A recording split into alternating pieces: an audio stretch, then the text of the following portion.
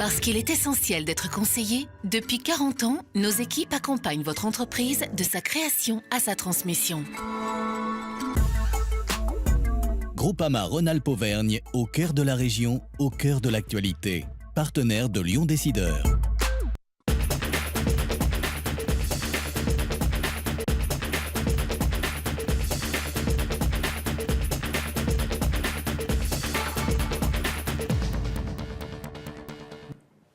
Bonjour et merci d'être fidèle au rendez-vous. Digitalisation, globalisation, Big Bang dans les écoles de management. Bernard Beltante, directeur général de M Lyon, est notre invité cette semaine.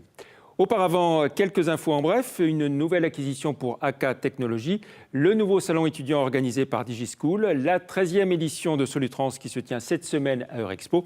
Et puis nous reviendrons sur l'étude de l'INSEE concernant les entreprises de la métropole de Lyon. Et cette fois-ci, c'est confirmé, AK Technologies, le groupe lyonnais d'ingénierie et de conseil en technologie, va franchir le cap du milliard d'euros de chiffre d'affaires en 2015 grâce à ses différentes opérations de croissance externe, dont la dernière en date, au troisième trimestre, la société Coriolis. 13 ans après sa création, Coriolis pèse 30 millions d'euros de chiffre d'affaires, dont une bonne part à l'international. Elle est présente notamment dans le secteur de l'énergie. AK Technologies a vu son activité croître de près de 20% au troisième trimestre, dont 3,3% de croissance organique. Et à fin septembre, en cumulé sur les 3 premiers trimestres, AK a atteint 716 millions d'euros de chiffre d'affaires en croissance de 10%. Les dirigeants confirment l'objectif de 1,2 milliard d'euros en 2018 avec une marge opérationnelle courante comprise entre 8 et 10%. Les 24 heures de l'orientation, un salon étudiant nouvelle génération organisé par DigiSchool avec 5 dates et 5 thématiques différentes. Le premier salon s'est tenu sur le thème des business schools. Le second se déroulera dans les locaux de TLM le 28 novembre sur le thème du numérique. Retour sur le premier salon avec Bertrand Frachon. J'aimerais intégrer donc une école de commerce à la suite de mon DUT. J'aimerais plutôt partir dans le domaine du luxe, ça me plaît vraiment. Comment s'y retrouver dans la jungle des différentes formations? D'ici janvier prochain, pas moins de 8 salons pour les étudiants sont programmés à Lyon. Samedi se tenaient les 24 heures de l'orientation organisées par DigiSchool avec un nouveau concept, celui d'un salon thématique, cette fois uniquement dédié aux écoles de commerce. Les demandes ont totalement évolué puisque avant on avait parfois des voies royales qui étaient tracées, mais aujourd'hui les écoles proposent une offre pléthorique avec des possibilités d'aller d'une formation à une autre, etc. Il y a ce qu'on appelle la seconde rentrée, il y a beaucoup de possibilités et c'est pour ça qu'il est important de donner le panorama complet aux jeunes. On était vraiment séduits par le concept un petit peu innovant du salon, l'aspect un peu intimiste, sur invitation. L'avantage, c'est qu'on a vraiment un public en face de nous qui est ciblé et qui vient chercher de l'information dédiée aux écoles de commerce.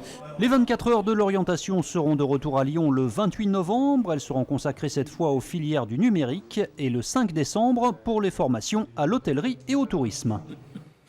Important rendez-vous pour les professionnels du transport routier et urbain. Solutrans se tient à Eurexpo du 17 au 21 novembre. 850 exposants, 37 000 visiteurs attendus et 75 000 m² d'exposition. Coup de projecteur à présent sur la dernière étude de l'INSEE Rhône-Alpes concernant les entreprises de la métropole de Lyon. Un territoire fertile pour les entreprises et le développement économique. Ce qu'il faut retenir des grandes lignes de cette étude avec Pascal Auger, le directeur de l'INSEE Rhône-Alpes, et David Kimmelfen, le premier vice-président de la métropole de Lyon. Alors pourquoi est-ce que les métropoles sont un peu les gagnantes du jeu économique actuel? Pas les seules, mais en grande partie, par ce qu'on appelle l'effet d'agglomération. C'est des endroits où on trouve un marché de l'emploi très dynamique, où il y a des ressources disponibles de tout niveau de compétences assez fortes. C'est des endroits qui ont aussi un marché résidentiel assez actif. Il y a des pôles de compétitivité, il y a des pôles universitaires, il y a de la recherche et du développement, il y a des services aux entreprises et il y a toutes sortes d'activités économiques qui sont présentes. Donc tout ça génère un espèce de climat général et des capacités, des facilités générales pour créer de l'entreprise et pour créer de l'emploi. Dans un contexte économique extrêmement dégradé, extrêmement difficile, on constate dans cette métropole de Lyon qu'on crée plus d'emplois qu'il ne s'en détruit. L'étude montre aussi que les territoires hors de la métropole bénéficient aussi de l'attractivité de la métropole de Lyon. Il y a une fragilité des jeunes entreprises, c'est-à-dire des entreprises à moins de 3 ans. Et je crois qu'il faut porter nos efforts sur 2 plans suite à cette cette étude, c'est bien évidemment toujours sur l'industrie. On a vu que dans cette métropole, un emploi détruit, c'est un emploi créé pour l'industrie. Ce n'est pas suffisant, donc il faut aller plus loin.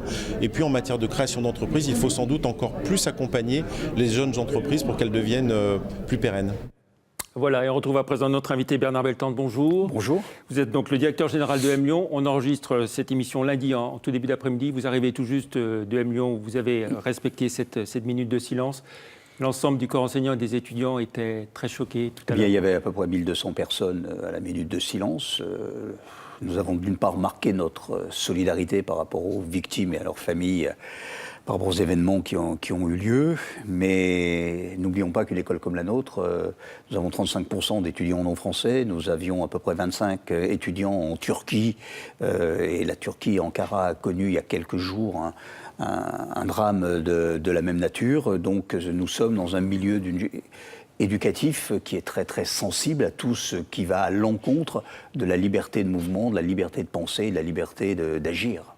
Ça inquiète particulièrement vos étudiants ? Oui, je crois qu'ils sont inquiets parce que c'est brutal, c'est sourd, c'est violent, c'est pas maîtrisable. Et il se pose la question même du monde de demain. Donc quand on a 25 ans, ça fait partie des questions qui vous prennent au ventre. Et dans les victimes, alors pas d'étudiants, mais une ancienne diplômée. Oui, une ancienne mexicaine qui a perdu la vie vendredi soir. Très bien, on pense très fort à elle et évidemment à toutes les victimes de ces odieux attentats. Alors, Bernard Beltante, l'univers de la formation en général, on va dire, et des écoles de management en particulier, est en plein bouleversement. Alors, on sait que souvent, le corps enseignant n'aime pas forcément les révolutions. Comment ça se passe à EM Lyon ? Alors d'abord, je pense que le corps enseignant de M Lyon fait partie de ces enseignants qui ont une employabilité au niveau mondial. C'est-à-dire quand vous leur parlez de mondialisation, quand vous leur parlez de révolution numérique, quand vous leur parlez de performance, vous avez un corps enseignant qui sait ce que cela veut dire, puisque demain, ils peuvent très bien travailler aux États-Unis, en Chine, en Australie ou en Suisse, sans aller très très loin. Donc à partir de là, il faut prendre dans tous les enjeux qui sont les nôtres, tout ce qui va enrichir l'étudiant dans sa formation et tout ce qui va développer la notoriété du corps professoral. Alors la digitalisation, elle avance à marche forcée à EM Lyon. J'ai envie de dire fini les cours classiques, fini la bibliothèque classique. Il y a un Learning Lab maintenant qui a remplacé la précédente bibliothèque. Oui, et ça se décline à tous les niveaux. Alors je crois que la digitalisation est une réalité. Tout le monde a un smartphone et tout le monde peut aller sur Wikipédia sur ce smartphone.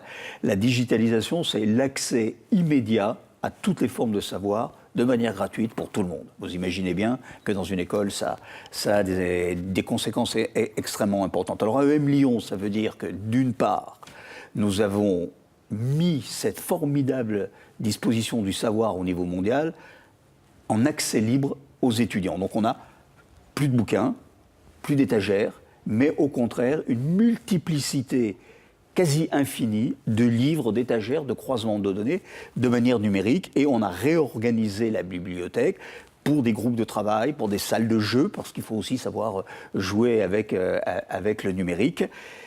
Et donc cela nous a amené également à modifier l'organisation des cours. C'est-à-dire que quand vous avez des enseignants de haut niveau en face de vous, c'est pour qu'ils vous expliquent les dynamiques, pas pour qu'ils vous donnent des concepts de base que vous pouvez trouver par ailleurs immédiatement, gratuitement, dans les données numériques. Donc c'est bien une vraie révolution. Ah, c'est une vraie révolution. L'école d'aujourd'hui ne ressemble plus du tout à ce qu'était l'école d'il y a encore 5 ans. Alors vous avez passé au cours de l'année un important partenariat, signé un important partenariat avec IBM.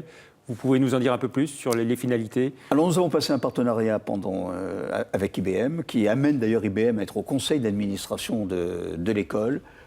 Objectif, numériser la vie académique. Cela veut dire tout le système d'information de l'école, tout le système pédagogique, et permettre aux étudiants de l'école, aux diplômés de l'école, aux entreprises partenaires de l'école d'avoir accès à tout ce savoir numérique 24 heures sur 24.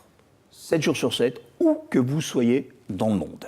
Et c'est une première en France, on peut le dire. Oui, à ce niveau-là, oui. Et cette application d'IBM Alors, cette application d'IBM est la première dans le monde. Dans le monde, oui. Dans le monde. Nous sommes la première école de management dans le monde à travailler de cette manière-là avec IBM. Et en France, bien évidemment, nous sommes les premiers à prendre une telle avance dans la digitalisation de nos activités. Alors, digitalisation, on l'a vu. Internationalisation très, très marquée. La Chine, l'Afrique, le Maroc. Jusqu'à présent, EM Lyon était une école internationale, mais je dirais un peu comme dans l'industrie, qu'en industrie, vous êtes de l'exportation. C'est-à-dire qu'on envoyait nos produits un peu à l'extérieur, tous les étudiants vont à l'étranger. Là, aujourd'hui, nous avons développé une nouvelle stratégie. Si vous regardez les entreprises du territoire, qu'il s'agisse de SEB, qu'il s'agisse de Biomérieux, qu'il s'agisse de JL Events ou autres, on en cite quelques-unes, d'April Group ou autres, ils vont produire des services dans d'autres pays. Et là, ils ont donc des besoins en main-d'œuvre, des besoins de main-d'œuvre qualifiée.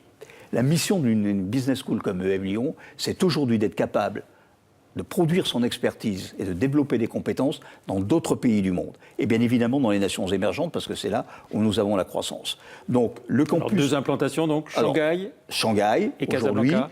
Et Casablanca, les deux étant opérationnels à partir de septembre 2016. Et une plateforme sur l'entrepreneuriat pour présenter les nouveaux projets des étudiants créateurs d'entreprises aux États-Unis, qui est soutenue par nos diplômés. Et on voit déjà donc là le positionnement de EM Lyon, Asie, Afrique, Europe avec Lyon et les États-Unis. Vous êtes sur, on va dire... Voilà, on commence à être sur l'ensemble de la planète. EM Lyon, c'est combien en termes de budget, combien d'étudiants formés chaque année? Alors aujourd'hui, en termes de budget, c'est 71 millions d'euros de budget. C'est pratiquement 3500 diplômés par an et un peu plus de 5000 personnes qui suivent les cours de ce qu'on appelle la formation continue. Voilà, en termes de financement, je vous avais entendu dire que IBM devenait le deuxième financeur, le premier financeur privé après la Chambre de commerce et d'industrie de Lyon. Alors nous avons 2 types de financement. Bien évidemment, aujourd'hui, les financements liés à notre exploitation. Et là, nous sommes de plus en plus autonomes, puisque nous avons décidé avec la Chambre de commerce que celle-ci se retirait de l'exploitation. Mais par contre, elle reste présente dans les investissements. Et la Chambre de commerce et d'industrie de Lyon reste là. Le premier financeur en termes d'investissement de l'école. Le second est effectivement IBM. Le troisième, c'est le Crédit Agricole Centres, entre autres, qui nous a beaucoup accompagnés sur la mise en place de la nouvelle bibliothèque. Alors, un mot sur ces grands bouleversements au niveau des écoles de management. Est-ce qu'on peut envisager qu'il y ait un jour un rapprochement entre Lyon et Grenoble? Alors, on peut Emmanuel Imberton l'avait évoqué. On peut tout envisager. Comme souhait de voir les équipes travailler à ce projet. Je crois qu'en réalité, il ne faut rien s'interdire. Ce qu'il faut se rendre compte, c'est que nous sommes aujourd'hui dans une compétition mondiale. Dans 2 ans, une école de management chinoise sera installée à Paris. Les Américains s'installent à Paris. Qu'allons-nous faire si nous restons avec notre petite taille? Qu'allons-nous devenir? Alors on peut se spécialiser, on a une excellente... Toutes les solutions sont à étudier. Et en ce qui concerne... Vous reconnaissez qu'à l'échelle internationale, vous êtes encore de petite taille. Mais on est minuscule. Oui. Mais on est minuscule, on est extrêmement agile, mais minuscule. Mais avec mes collègues de Grenoble École de Management, nous travaillons sur des projets communs, on est sans aucun souci. D'accord, mais pas de rapprochement vu. Pas pour l'instant. Très bien. Merci beaucoup Bernard Beltante d'être venu dans Lyon Décideur. Merci. Très bonne semaine. On se retrouve la semaine prochaine. Nous accueillerons Bernard Gault, le président du MEDEF Rhône-Alpes. Merci, au revoir.